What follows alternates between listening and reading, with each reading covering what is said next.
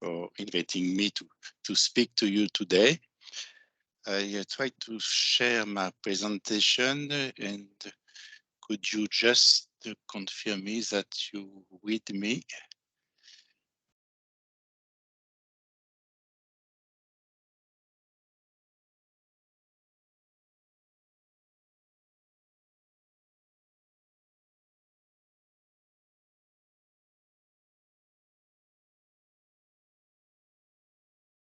It's okay.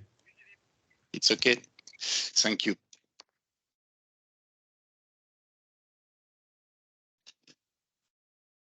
So,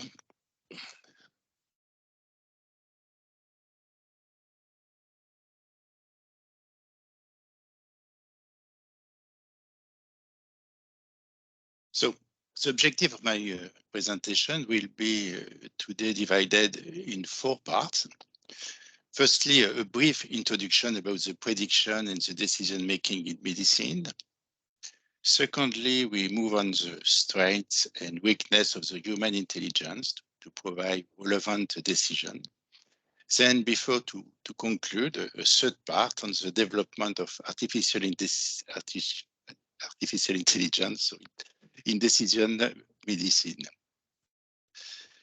So let me introduce the context and actors in medical decision making. This flow diagram, flow chart illustrates the implementation of your research efforts. The spot 4 at the bottom of the slide point out that your goals are to provide new predictive tools and devices able to assist and explain decisions suggested by the doctor to patient. We want also to bring doctor and patient together, allowing them to share complete, honest, and accurate information. This research uses a large amount of heterogeneous data, such as clinical data, radiological data, biological, or imaging, but also genetic and molecular marker. We want to discover new marker, as shown on spot 2 on the right the slide, but also to create new models and simulators that integrate all data and establish a rule with the latest medical knowledge. Lydia Perl was the winner of the 2011 Turing Award, and he is also the father of the Bayesian networks.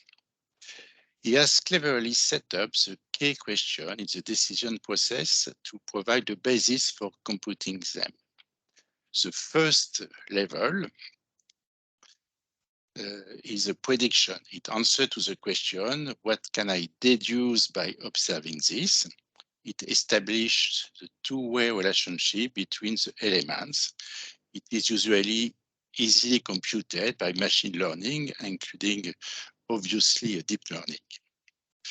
The second level want to answer to the question, what happens if I do this? This level involves the concept of causality and is intended to make a decision. Its clinical relevance is usually supported by randomized clinical trial. The last level introduces the concept of conflicting assumption, which are central, for instance, in legal decision, if you want to decide someone guilty or not guilty. It is also part of the decision-making process, which involves the concept of regret. It's answer to the question, what would have happened if I had done that? So to summarize, two concepts are closely associated with the decision-making process, the prediction and the regret. Today, the actors and audience in the decision-making process in medicine are moving beyond the close relationship between doctor and patient, also involving all parts of the society, like health agencies, the media, or social networks.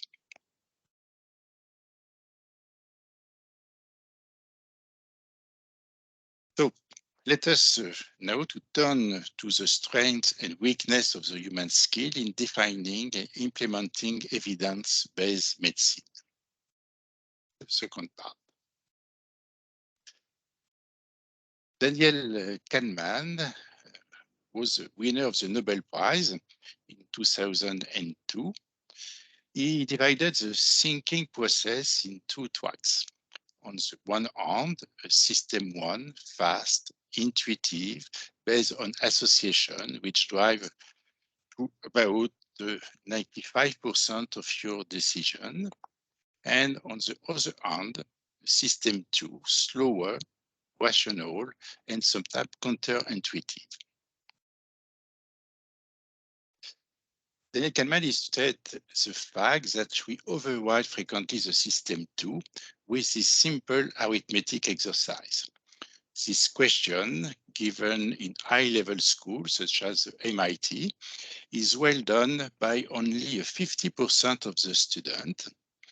This is because the system one operates automatically and as an instinct. The repression of the system one is painful and must be repressed to access to the rational system two. I presume that you have all answered correctly to this exercise. So if we translate these two processes to a clinical problem like diagnosis of prostate cancer, we have learned at the School of Medicine that prostatic diseases are common. About 70% of men over 50 years old, including benign prostatic disease, but also prostate cancer. We learn also that the diagnosis marker, PSA, prostate-specific antigen, is elevated in the blood of 90% of men who have a prostate cancer, but also in 50% of men with benign prostatic disease. This marker is not specific of prostate cancer, it is specific of prostatic disease. But intuitively, in most men, a man in his 60s with an elevated prostate-specific antigen in the blood probably has a prostate cancer. But if we put this assertion into a causal diagram and compute the probabilities, we conclude that your guy is more likely to have a benign prostatic disease than a prostate cancer. This is explained by the frequency of cancer in the general population and also the frequency of benign disease in men over 50 years old. I'll be back on this point later. We could consider that the intuitive system one was predominant in medical reasoning, and that since the age of ancient medicine, as suggested by the first thesaurus of symptoms in the Egyptian Ebers papyrus. And if we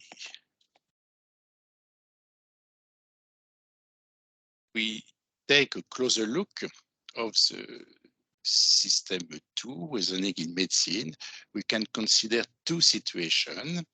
On the one hand, how to establish a general theory from individual cases. This is here's a process which is addressed by a clinical research. And on the other hand, how to apply a general rule to an individual case. This is a process addressed by the clinical practice. The basis of these two reasoning ways was given by the most famous decoder of the directional process in logical reasoning, Aristotle. He provides a framework for the deduction way with this famous syllogism. Men are mortal, I am a man, therefore I am mortal. Moving to your prostate cancer example, if I said prostate cancer increase the prostatic specific antigen, I have a prostate cancer, therefore I have an abnormal prostate specific antigen test, PSA test. But in fact, this deduction is not very useful in practice for a doctor or patient.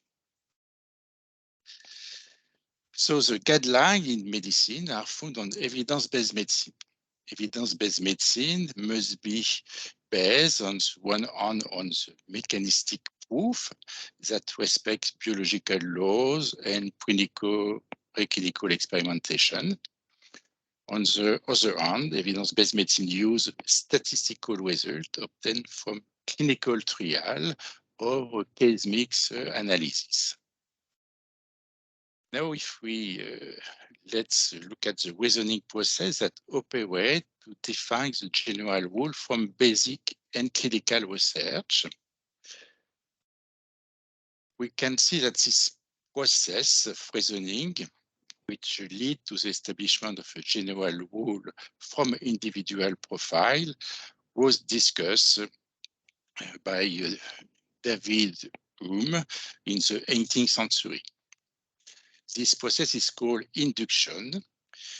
Translated in your prostate cancer problem, it says that if many men with prostate cancer have high level of prostate-specific antigen in the blood, so we can say that generally, prostate cancer increase the level of prostate-specific antigen in the blood. Over time, evidence-based medicine has also evolved.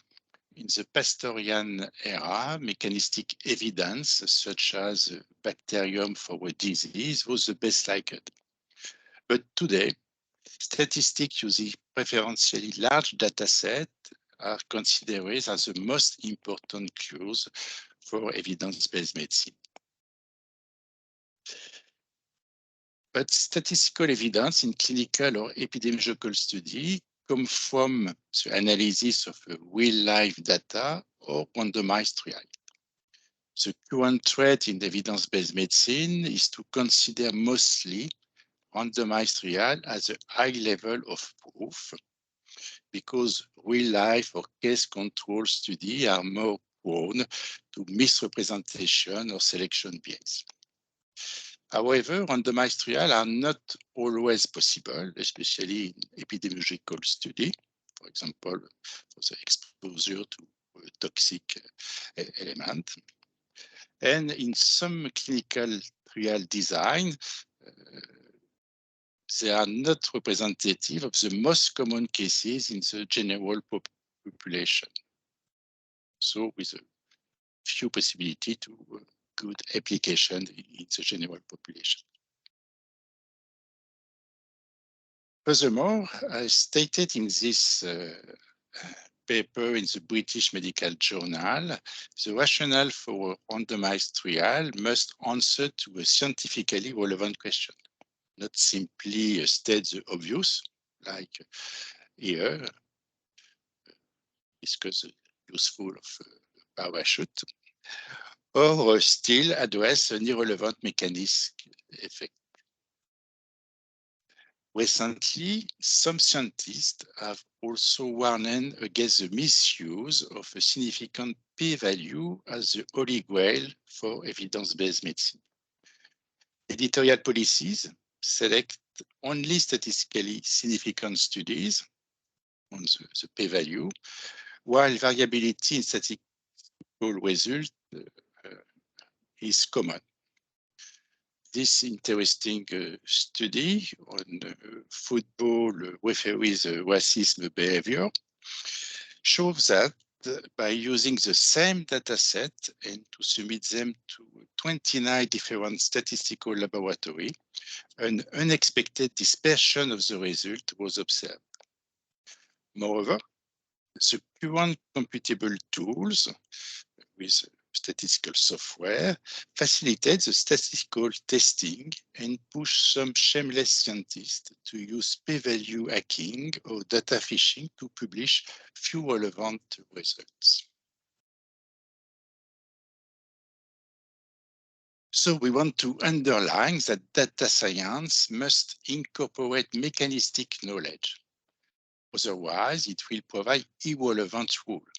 For instance, it is easy to obtain with measurement of the daily curves of the sun, a very significant small p-value, and assert that the sun revolves around the Earth. Obviously, it is not the reality. Now, if you move on the process of the clinical reasoning, we have seen that it is based on learning, intuition, system 1, and also logical deduction, system 2. The application of a general rule to individual cases is the usual thinking process that doctors have learned at the medical school to establish a diagnosis for the symptom. It was underlined by the philosopher Charles Peirce with his theory of seeing, semiology, in the 19th century. This process is called abduction.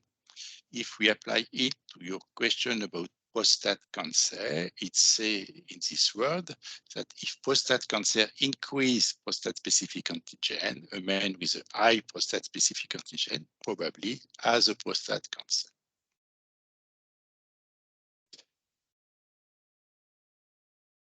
However, knowledge of this thinking process does not prevent us from making errors in reasoning. Now, if you want, let's see if you are spared from a cognitive illusion or flawed reasoning. The most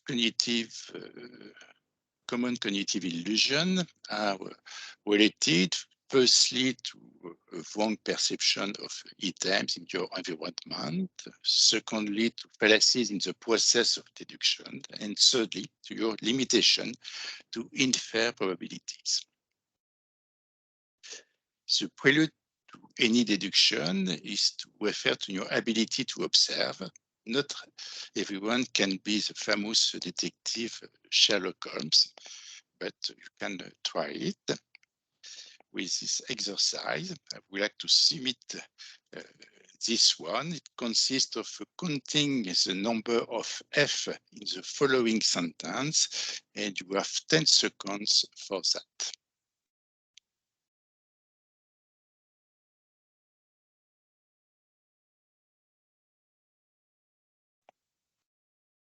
Now your time is up. The exact count is 6F. You can confirm this result using your search function in your text software.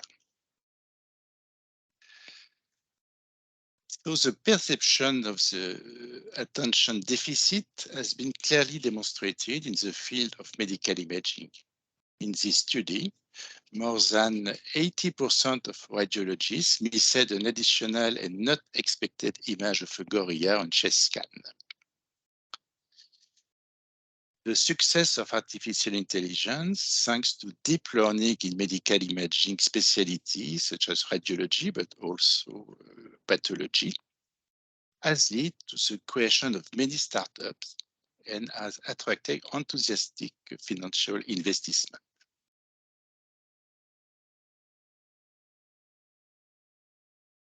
In a simpler way, as reported in this publication, the merely use of a computer to check the symptom in clinical practice increase the efficiency of the diagnosis procedure. And it is easy to perform it. Another exercise to explore the deductive skill in the classic psychological test is suggested by Peter Watson. In this exercise, you must turn over 2 cards to confirm a rule. For instance, here the rule is if a card has a bird on one side, then it is red on the other side. Which 2 cards should you turn over to determine the veracity of the rule? Card 1, 2, or 3?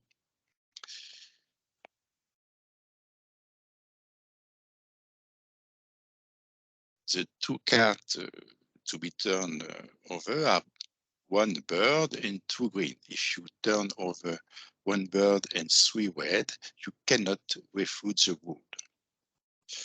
Because the confirmation and the refutation of a rule respectively called modus ponens and modus tollens, need to also exclude the good. This shortcoming could also lead to a poor assessment in medical science report, as that have been shown on this paper about the review of scientific paper in medicine. Finally, the most difficult exercise to infer probabilities probably is a reverse computation of these probabilities, because it is not intuitive for MediBrain. All doctors have learned the Bayes formula to interpret diagnosis tests, as shown on the left side of this slide. So, however, many of them do not infer probabilities correctly because they may really use their intuitive system one. On the right side, you can see one of the most iconic TV game show, which has been illustrated, the great deal with conditional probabilities. It was presented by Monty Hall in the 70s.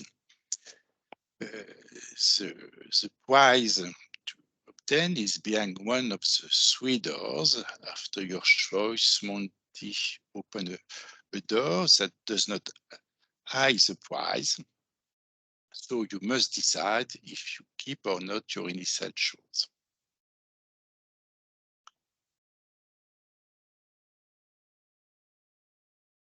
Well, I agree with you that the result is totally counterintuitive. If you have very good probability, or if you have seen the movie Las Vegas 21, you know that you must modify your first choice in order to have 66% of chance of winning.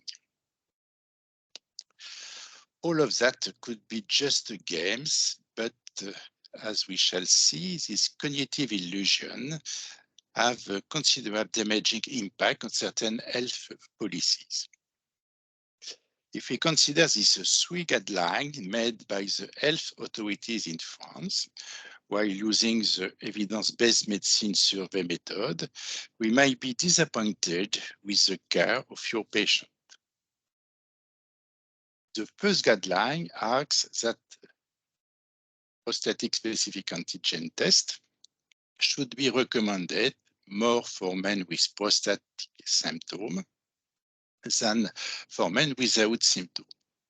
However, this is a classic Bergson selection paradox.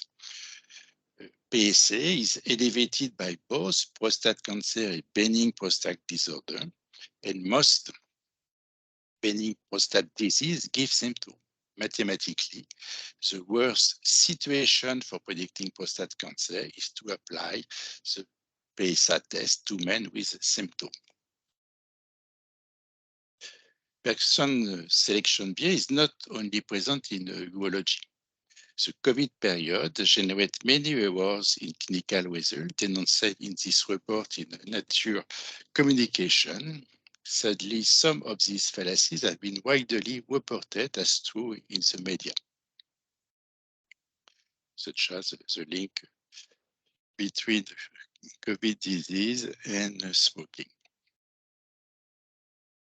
The second formal guideline states that it disagrees with the use of the PSA screening, PSA test, in men at high risk of prostate cancer, such as men with a familial history of prostate cancer. This is a strange statement because the prevalence, the frequency of prostate cancer is higher in this at-risk population of men with, for example, family history of prostate cancer. So according to the Bayes formula, if the prevalence increase, the positive predictive value, probability to have the disease, to have a prostate cancer, increase mathematically. This is therefore the best indication to use PSA screening for the diagnosis of prostate cancer. Anyway, 15 years later, randomized trial have shown that if PSA screening in the general population has a little effect on the reduction of prostate cancer mortality, in the group at high risk with familial history of prostate cancer, the PSA screening significantly reduced mortality by 50%.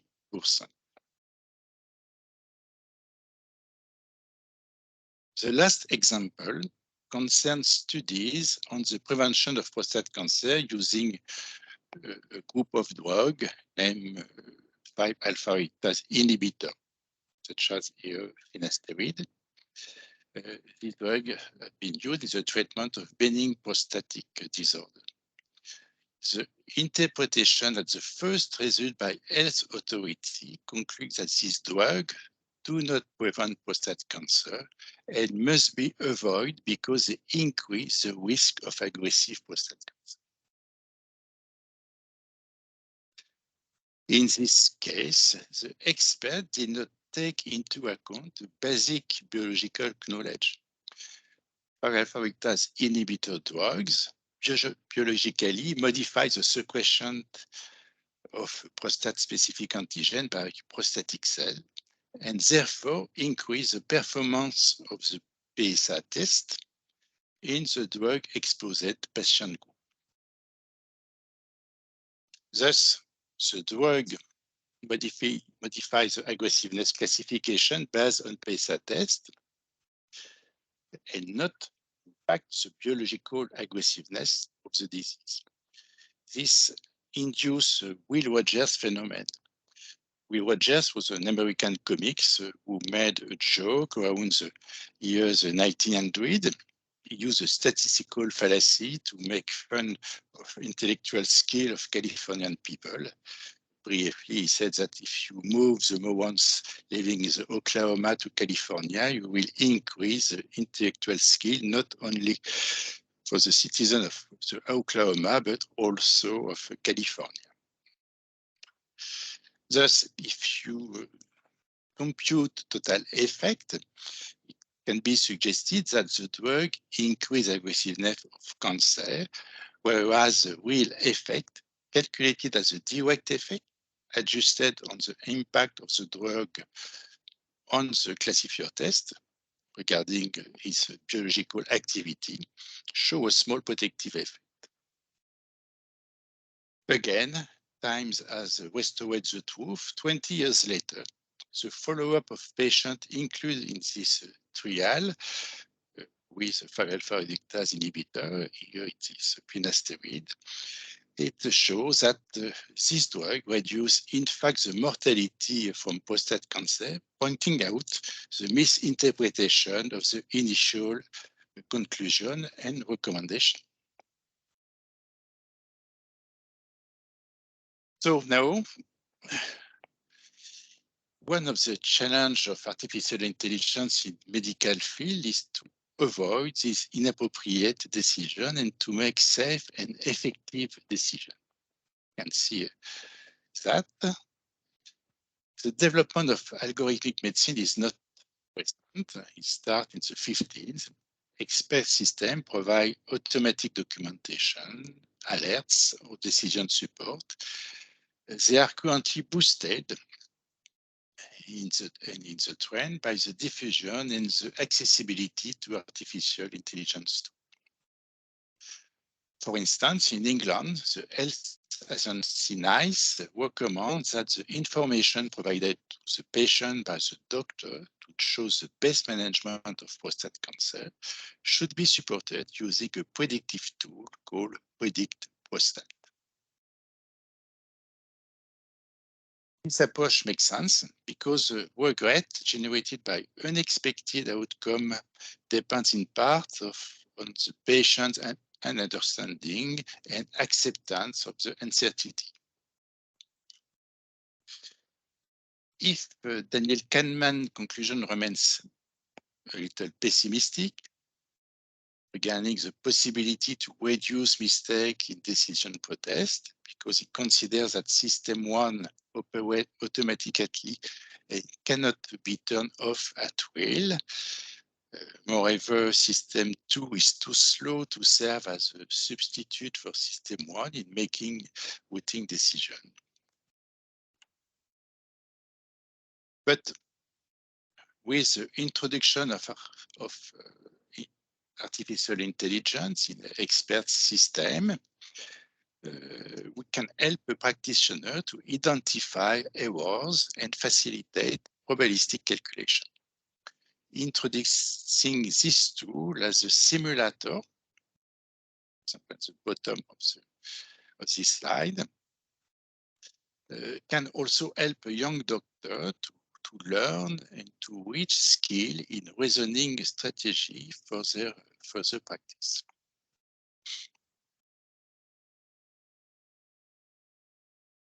I previously told, Judy Appert show well how artificial intelligence can answer more complex questions than just prediction using machine learning. That in order to make decisions and to decipher conflicting fact or assumption. In this way, it is possible to bring together the Daniel Kahneman psychological view and the computational approach developed by Judy Appert. For instance, causal Bayesian network could be an alternative to randomized trial in the decision management assessment, and the use of structural equation can decipher a counterfeit. So de facto, hybrid artificial intelligence makes sense, merging machine learning with a symbolic engine. New insight in expert system can integrate the different layers of the decision-making process, from prediction using observation to action after inference of predictive tool and decisional symbolic AI. They can use together case mix and medical rule theory. The psychological profile of the patient, including his expected life value, could also be integrated in the order to inform clearly, honestly, and to minimize the potential regret of the choice made. You can introduce objective value from data observation by the doctor, but also introduce in output the subjective value from the patient in the system. One of your first achievements in this way was to develop a model to manage the risk of sarcopenia. It is the loss of skeletal muscle mass associated with androgen deprivation therapy for prostate cancer. For that, we were granted by an European program, and the model is enriched with inputs based on genetic, lifestyle, clinical, and biological data, and the rules are supported by machine learning from your database and from formal guideline thesaurus.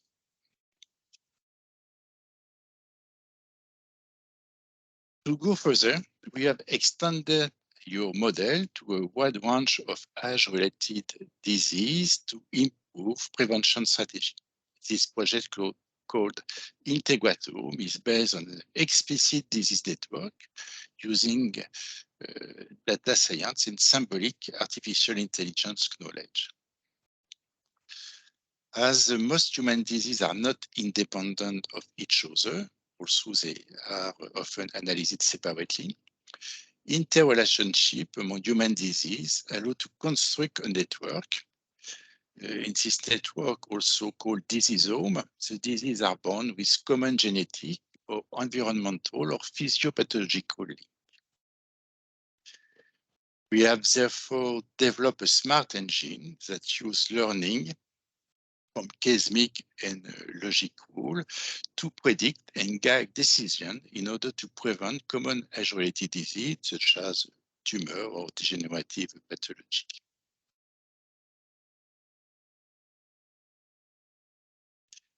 Computed prediction and actionable decision are the outputs of the system. They are based on a holistic view of the disease through their association network. They integrate environmental and genetic factors using self-statement and standard biological tests as input.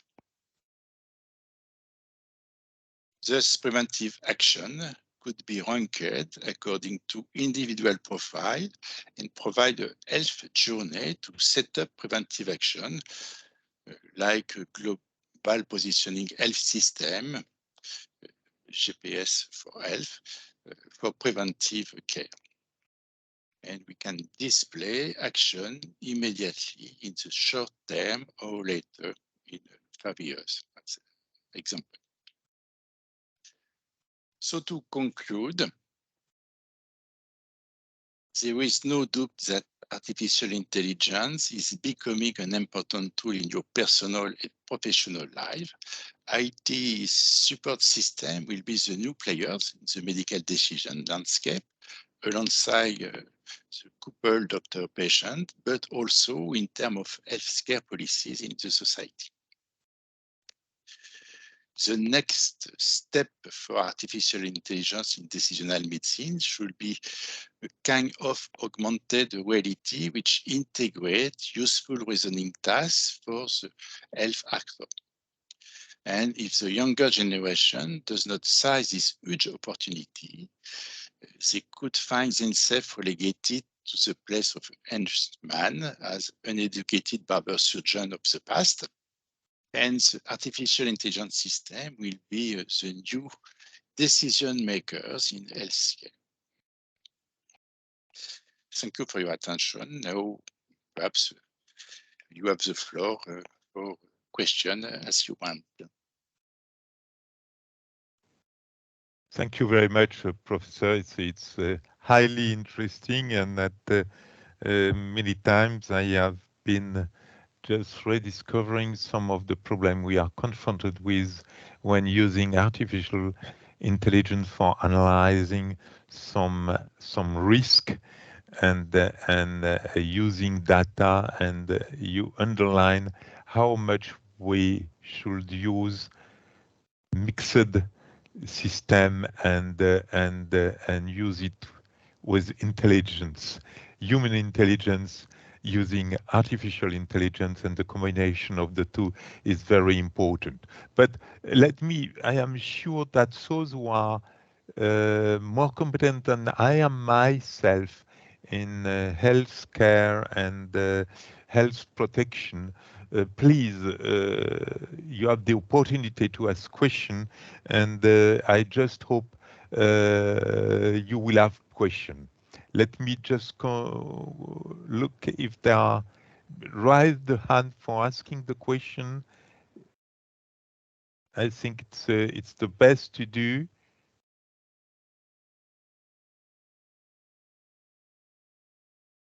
Yes, Philippe, you have. We have a conversation. If you have. Yes, from Colin Kearney. It's a written question.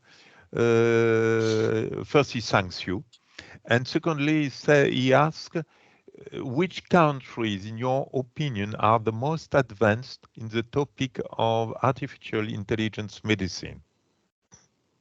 Oh, I think that USA and China well advanced in this topic. But as an example, in England, perhaps it's not the system and the computational system which are the best, but they are directly addressed to the patient. I take this example with the Predict Prostate tool. Perhaps it's the same for breast cancer also in England, where it is a national recommendation, and when the doctor explains to the patient the different options of treatment, he uses this system in order to see and to compute the probability have a good result, but also to have an adverse effect, and the patient can choose with a clear information. Colleen, do you want to add something or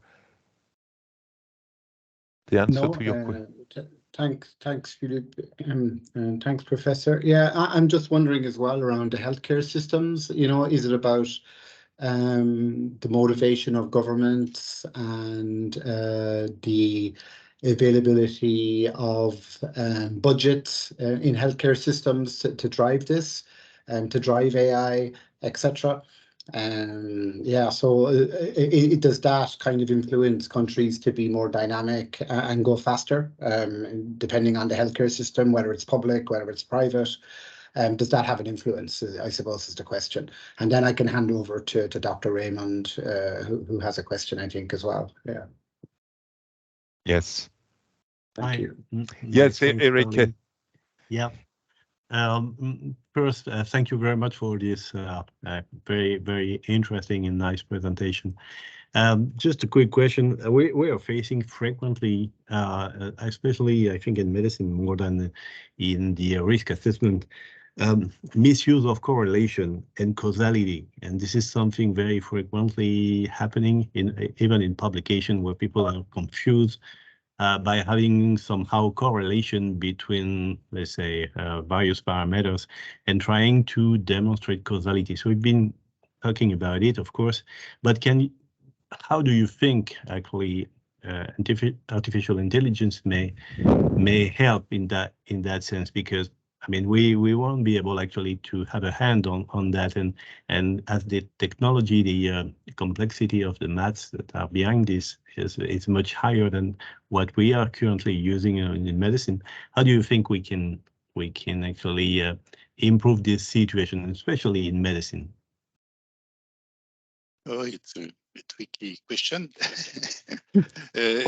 Sorry. Oh, you need, if you use symbolic artificial intelligence in order to avoid this type of misinterpretation, to have, at first, when you establish the code or the rule, to have a strong view, and in this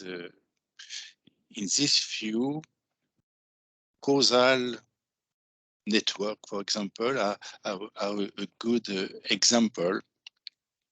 And I think, for example, must be used when you design also a study in order to avoid this misinterpretation or to make a wrong design of your study.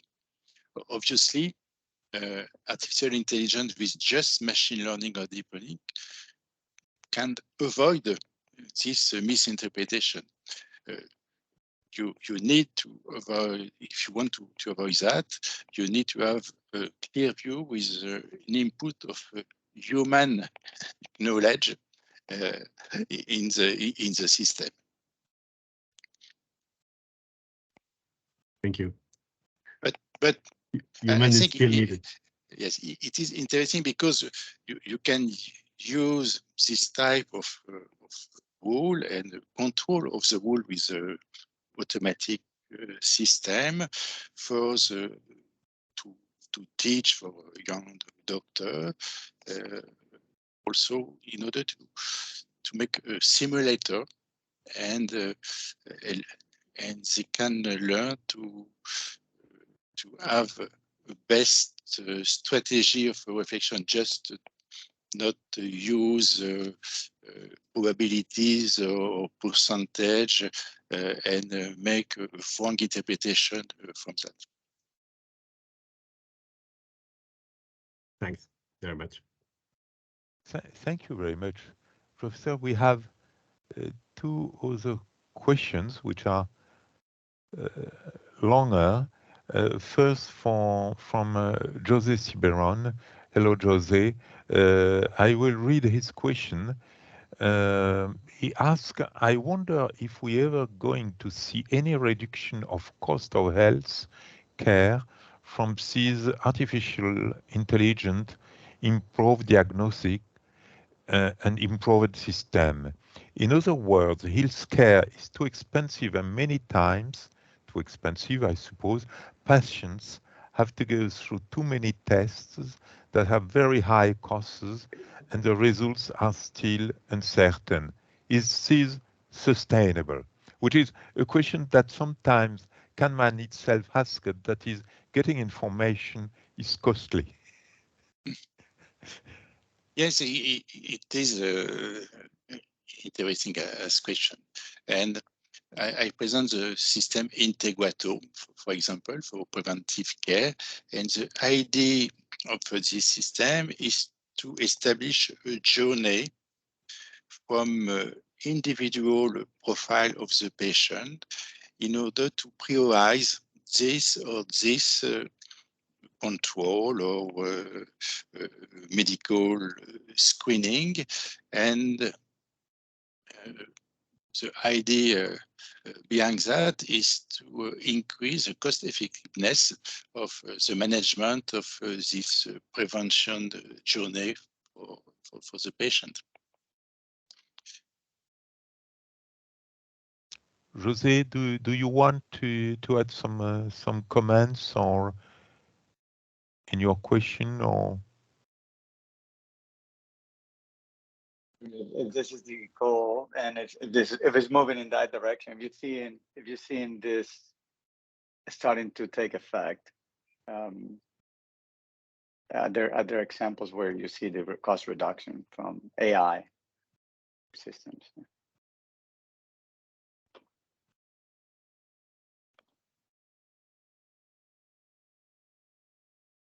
Yes, it is not a new way, but now if you look young doctor, they prescribe many radiological screening or biological screening with a decrease of the reasoning why they prescribe that.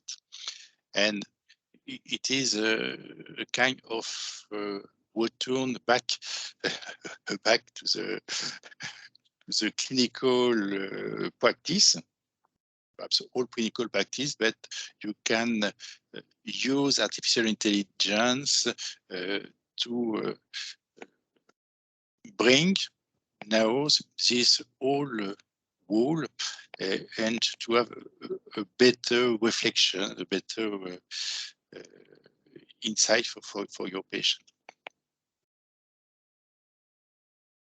Yes, of course.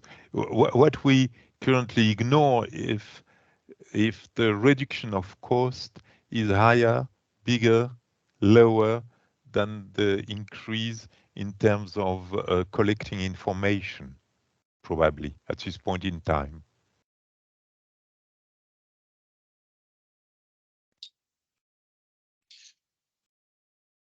If you, yes, for example, if you check just with a self-statement, questionnaire, and other simple thing in a clinical practice, you increase and probably you have a better cost effectiveness for the patient. Because currently, in terms of prevention, a doctor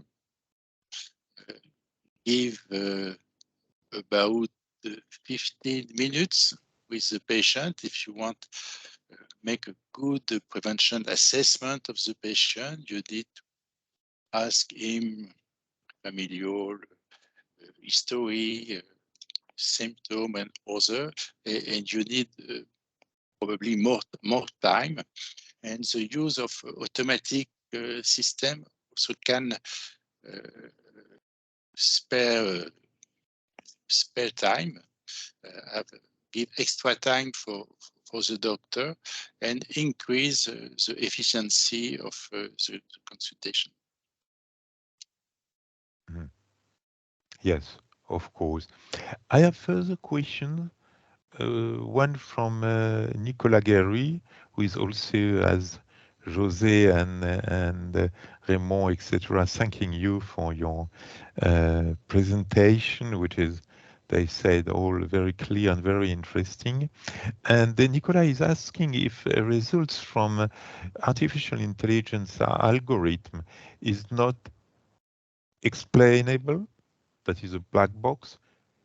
Will patients follow the prescription if they don't understand? In fact, are regulators concerned on this? I don't know, Nicolas, which regulator you have in mind concerning healthcare, but maybe I am not totally aware of the situation.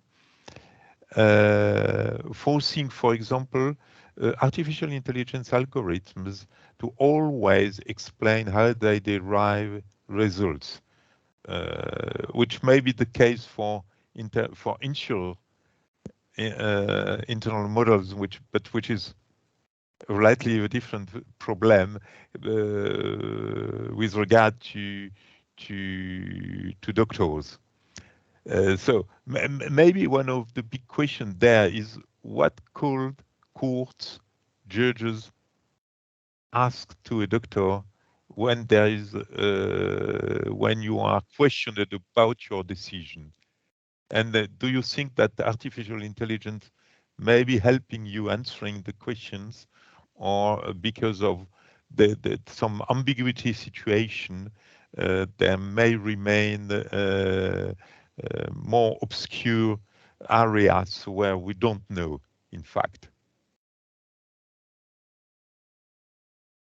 I think you have two types of artificial intelligence. For example, deep learning with neural network is a black box, but this black box could be used efficiently to make a prediction from imaging, for example, in radiology or pathology, and you have a result like the pathologist or the radiologist, and now the results are probably the same that expert in imaging or pathology.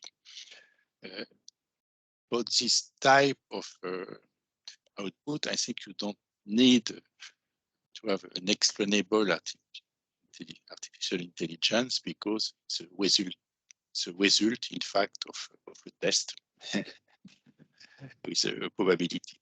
But after, if you want to explain to the patient the decision from the prediction, you need a symbolic artificial intelligence, and obviously you need to have an explainable symbolic artificial intelligence to say we can make this choice according the result, according your wish in terms of life, value of life. For example, prostatic cancer, if you need to have radical treatment, some patients prefer to reduce the level of the results and prioritize a better quality of life in terms of sexual activity, for example. And obviously, if you input that in your system, it is clear that it is explainable. I think you have two layers in the system. First layer is only machine learning, but after the interpretation, the use for the decision need to be explained. We have another question, but perhaps before I read it, maybe a further question. Sometimes in economics, we are taking causality in a very soft manner. That is, you may say that an event is causing another event or a result or a phenomenon if there are two main facts. Firstly, there is a correlation between both. Secondly, there is an anteriority of the cause in terms of timing with regard to the consequence. Therefore, you have what I will name a timing causality, which is probably not the case in your situation. And then we have a last very disputed case is if it is rational. Therefore, we are partially Hegelian, the disciple of the philosopher Hegel, who said that everything which is real is rational and everything which is rational is real. And sometimes when we are not sure of the time causality, this soft causality, we have a correlation, and then we say, okay, there can be a causality because rationally there could be a causality. And I had the impression that for you, extracting from all other elements of the medical science, you are extracting a certain rationality of a disease, etc., etc., and of course some correlation when related to this rationality let emerge a causality. Is it wrong, or would you agree with such a presentation? I know it is very important, and many of the misinterpretation in my field, for example, on prostate cancer, come from this problem of causality, where a consequence is observed and it begin a target, but it is not the target. Yeah. It is just the consequence. It is relatively frequent, I think, now with the increase of the place of a statistic and perhaps a decrease of the knowledge in terms of biology and mechanistic. Mm-hmm. And you need obviously to join together these two aspects of the disease, the biology and mechanistic effect and the statistics. The statistics, yes. Yes. I see the. Sorry, please. No, I take a simple example. For example, the decrease of the male hormone, androgen hormone, have been linked to aggressive prostate cancer. But in fact, it is not, it's just a consequence and not a causal problem. Yes. In the mind of many biologists, the fact to decrease androgen or hormone male is a cause, but it's not a cause. Okay, no, it's your example is a very good one and very, very, very nice one. I see that Xiao Gao has a question. I will read it.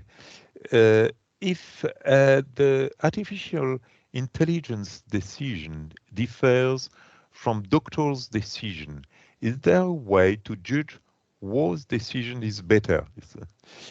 Or do we believe that human intelligence is superior and follow doctor's decision? If you compare now the results of artificial intelligence in imaging or pathology, we have about the same results than experts in the field. But I don't think that at this time you need to use artificial intelligence only to decide. The doctor decide for the patient, but it is a warning if you think something and that the system say other thing.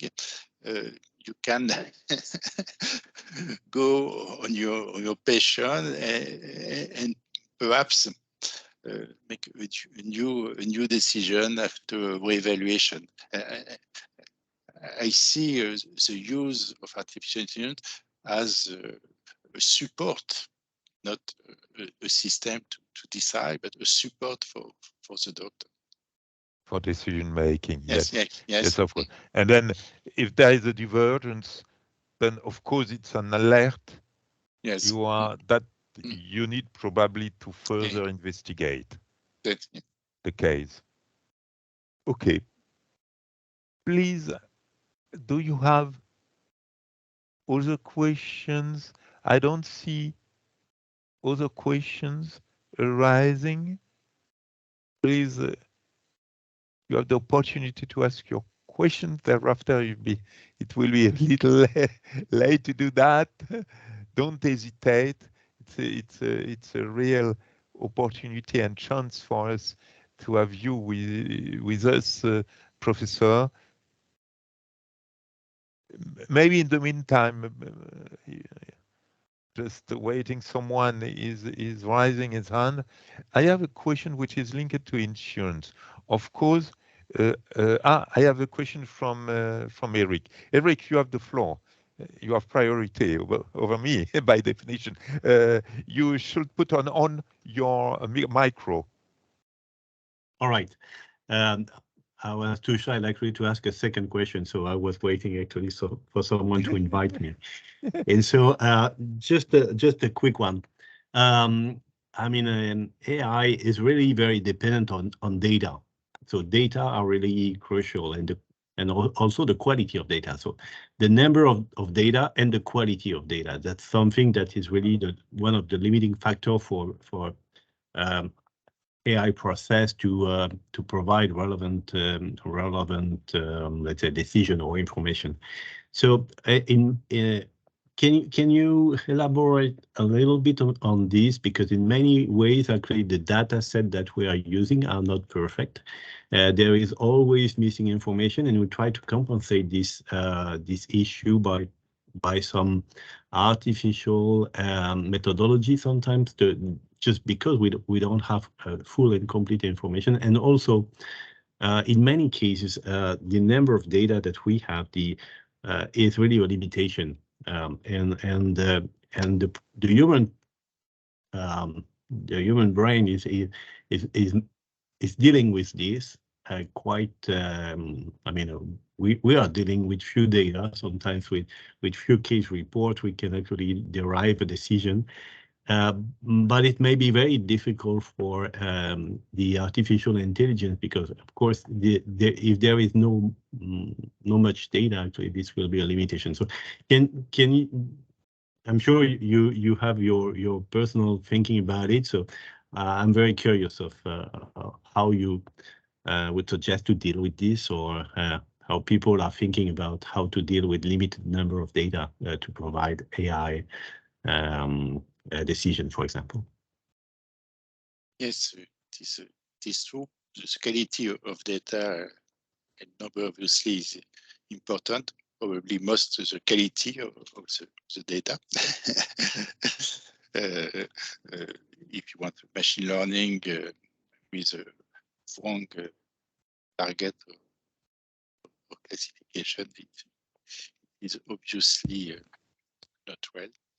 But for rare disease, for example, situation, personally, I like the use of Bayesian network, because you can input in the system your direction, your way, and can make theoretical data in the system from the human brain, for example. I think Bayesian network is a strong, in my mind, a tool for rare data or disease sometimes, but you can also use Bayesian network without any data, just to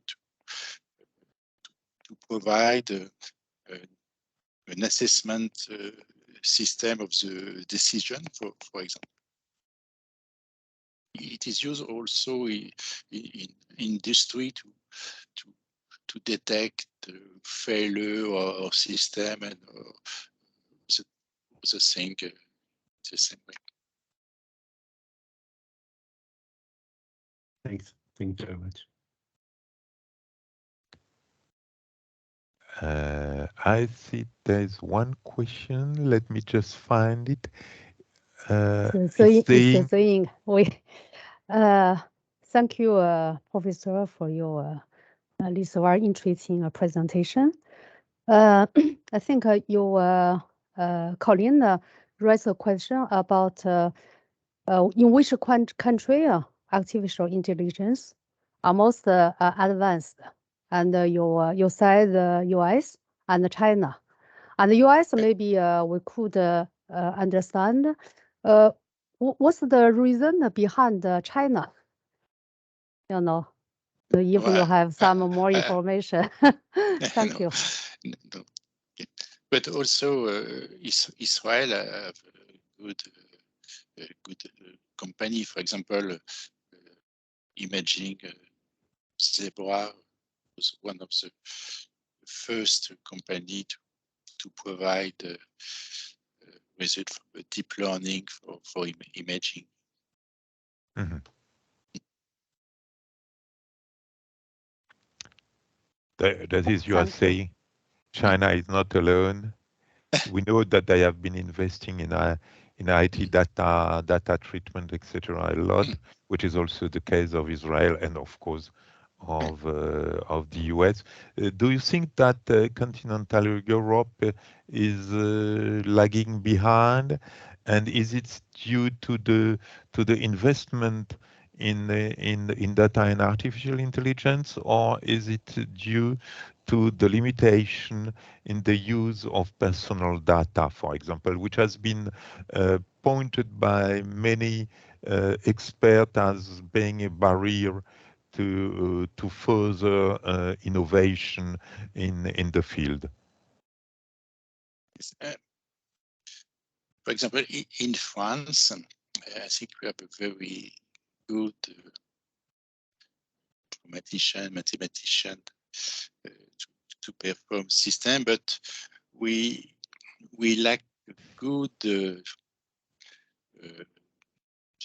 good quality and number of data, because the investment for clinical biological resource not been sufficient, and it's a problem in France, and also in France I think the limitation to access for ethical reflection to the data. I'm involved in different programs using a large amount of data, and we have spent 2 or 3 years to discuss before the beginning of the study the ethical problem, because it is not the same in different countries. You see, it's a trend currently with WhatsApp leak. Sure. But the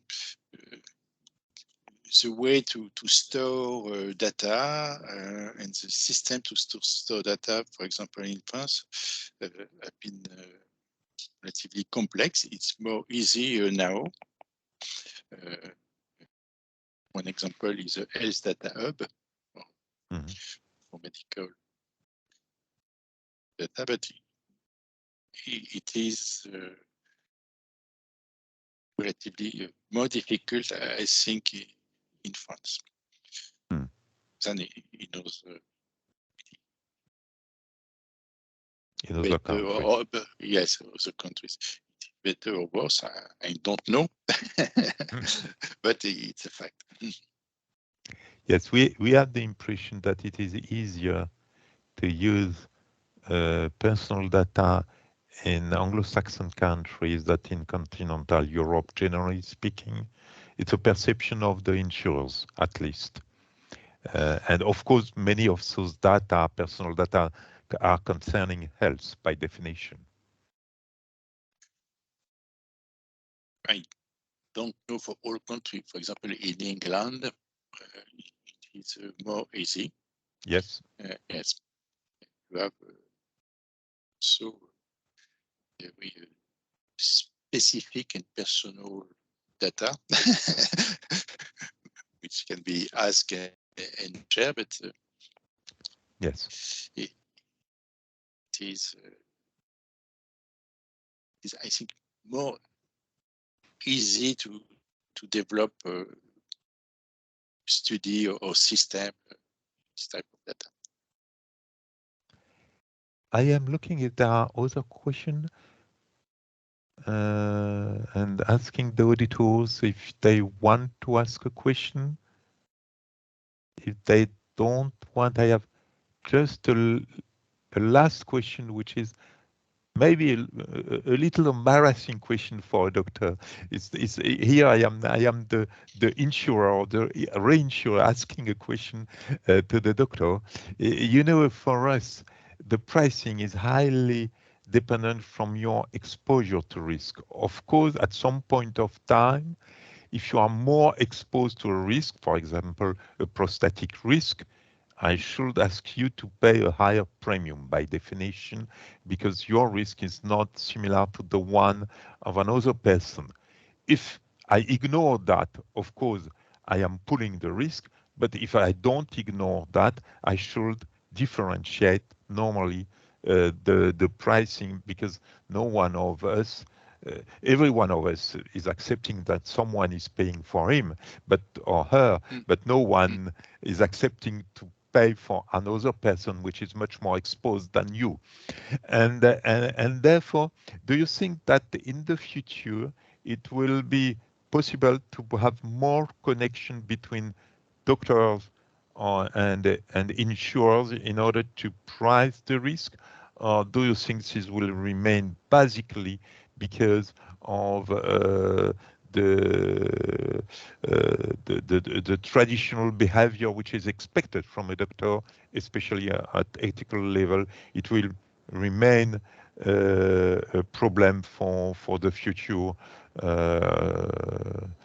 and part of the question is artificial intelligence, because we can use also artificial intelligence and look at those people who just ask us to indemnify them because of prostatic problem and so on, and look if before that they have some signals have been sent with which we can correlate or not the end fact that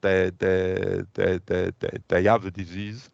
But do you think that it is something which will remain difficult in the discussion between insurers and doctors, or do you think that in the future we will be able to have better personal information without, of course, entering in the private life of the persons?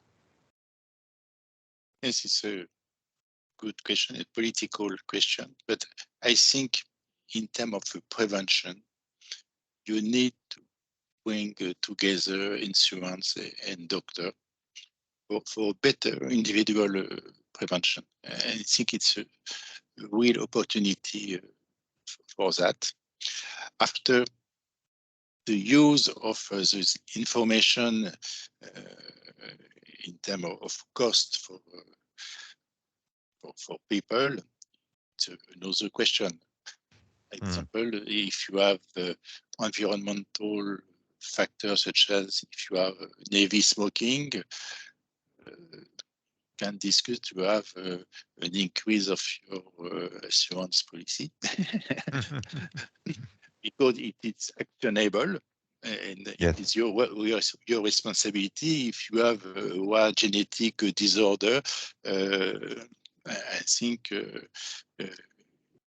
it's not a good way to increase the cost for for the people, because you can predict, but you have no action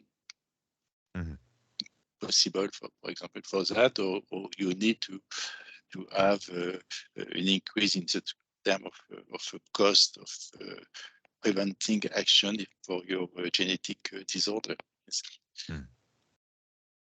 Yes, I see very well. No, it's a fundamental question, and John, yes. and of course, thank you to have accepted to answer in a very balanced manner to this question. I just look if there are no other question. If there are no other question, I will suggest, Professor, I don't see other question. Then I would like firstly to thank you, because we have a lot of message which are very, very happy with your presentation, which has been so much stimulating for us and for our approach of the question of the disease and how to treat the disease and what is the uncertainty behind the decision of the doctor, which is an element very important for risk taker by definition as insurer and reinsurers. And I would like to thank you to have accepted to share your experience, your conclusions, and to answer the many questions we had. And of course, if we get further questions, we will forward them to you. Of course, not asking you to do more job, but maybe you could be interested to answer some, at least some of them. So thank you so much for this very brilliant and stimulating presentation. Thank you. It was also a pleasure for me to share that with you. Thank you. Thank you. Bye-bye, and bye-bye to all auditors, and see us at the next webinar for those who anticipate to participate. Goodbye. Bye. Thank you. Bye-bye.